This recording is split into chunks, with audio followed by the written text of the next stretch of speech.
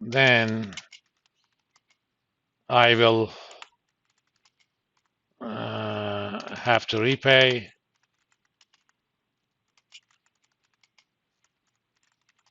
two-year interest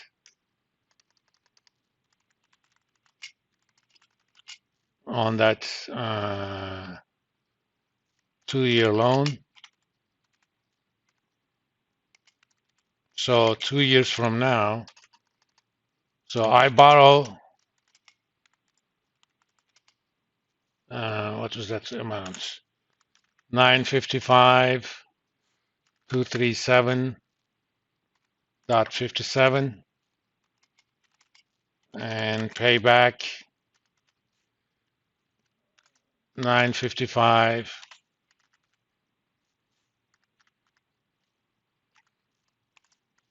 1 plus the 2-year rate, which is 4.201%. But since I'm borrowing that for 2 years, I'm going to square that amount, okay? Because that's the 2-year rate.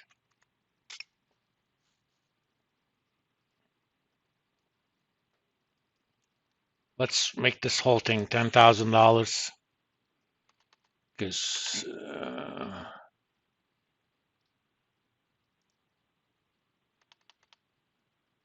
what you want to call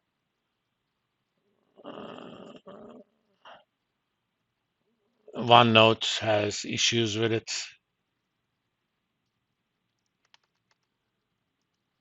It's just cosmetic.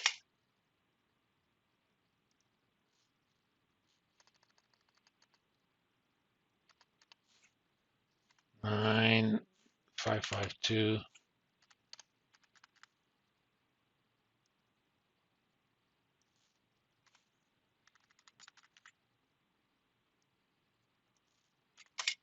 Okay. I don't have to worry about these in Excel, but OneNote has weird ways of formatting stuff.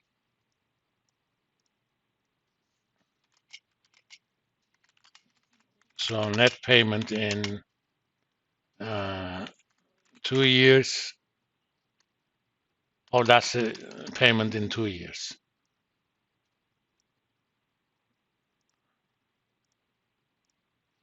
Think of it like this. I had no money right now.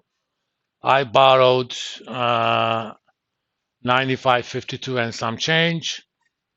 2 years from now, I have to pay 371.83 total on top of 10,000. My alternative way is to do it in the forward market. And in the forward market, I actually borrow $10,000. So I will have to repay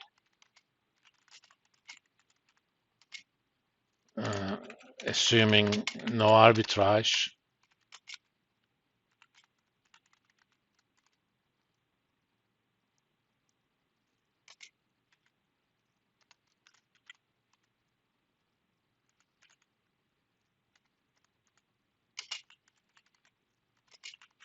That implies forward rate has to be 3.7183%.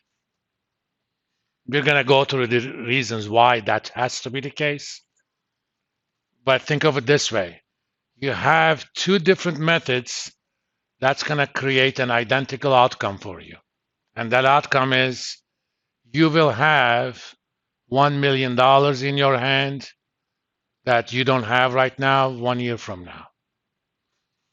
In the first one, I call it the poor man's forward. You actually do it off of the market. You borrow for 2 years, but you invest it until you need. That results in total repayment of $10,371.83. The second one, you basically wait for 1 year to get that $1 million in your hand, then you pay interest on that. In finance, different strategies that create the identical outcome has to cost the same. So if the forward rate is greater than 371.83, it's cheaper to do this for you by borrowing 2 than lending it for 1 year. Okay. Alternatively, if forward rate is less than 371.83, it's cheaper to do the forward. And let's find out when that equality is not satisfied, how you can make money independent of what the interest rates are going to be in the future. And we're going to write a general formula for forward rate after that. Suppose F12 was equal to 4%. Okay. That means it is cheaper to use the roundabout strategy of borrowing for 2 years and lending that money for 1 year.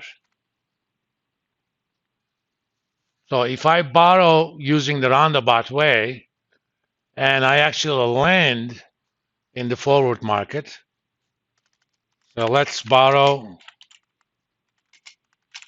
the roundabout way.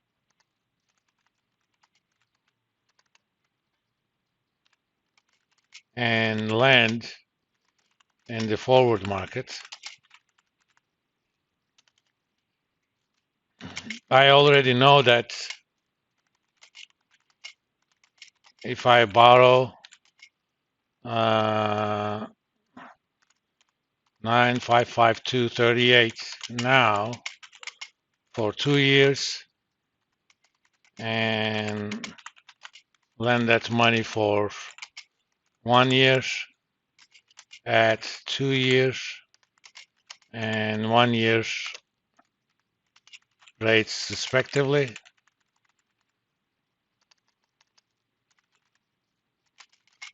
I would be obligated to pay, we already calculated it, 10,371.83. Okay. I know my obligation of the first leg of the arbitrage. Simultaneously, I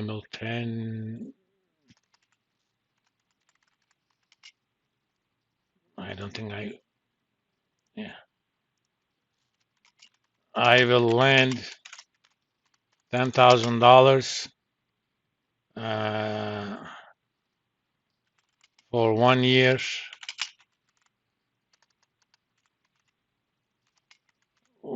forwards at the FRA market using the F12 equals 4%.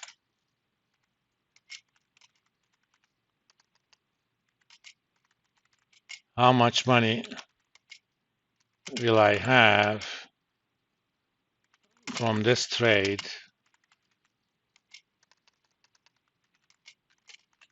in 2 years? Well, I'm lending $10,000 and I'm making 4%. So the answer is easy. 4%.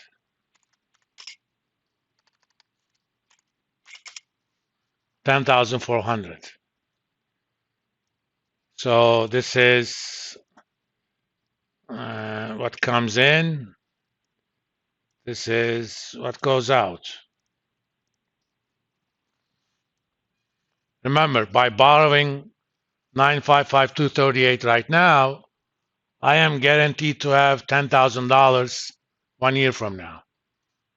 So I'm going to take that $10,000, and lend it in the forward market. That's going to give me 10,004.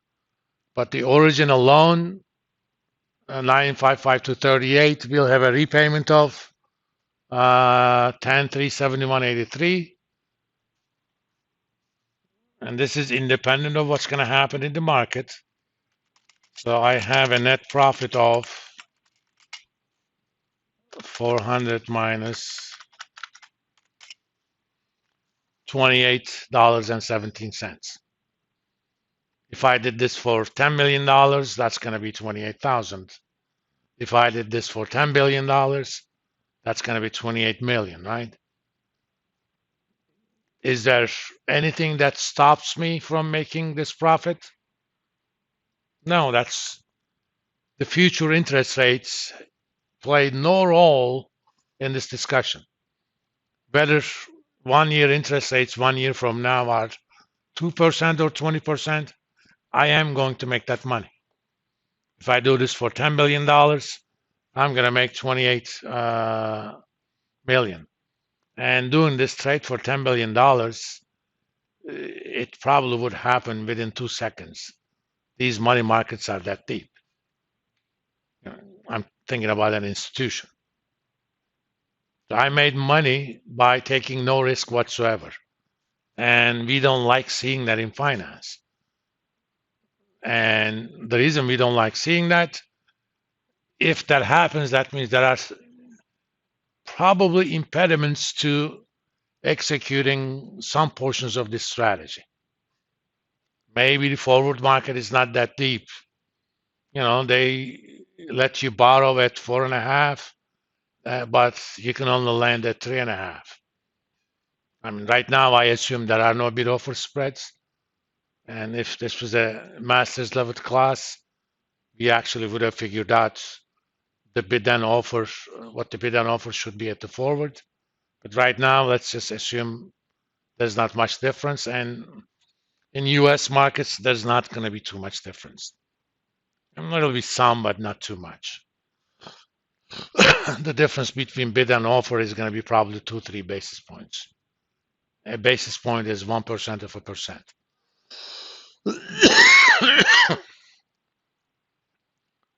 And let's also think about the market forces.